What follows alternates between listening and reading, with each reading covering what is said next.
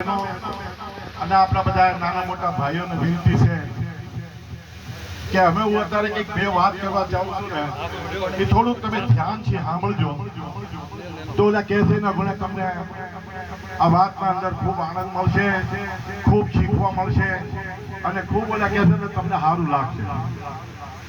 જો અત્યારે શું છે કે હાલત બહુ ખરાબ છે, સમય બહુ ભારી છે, લેવા દેવાના અમેરિકા વાળા ઈરાન વાળા તૂટી પડ્યા છે એકબીજાના માટે. વાતમાં કઈ બી નથી, પણ શું છે સમય ભારી.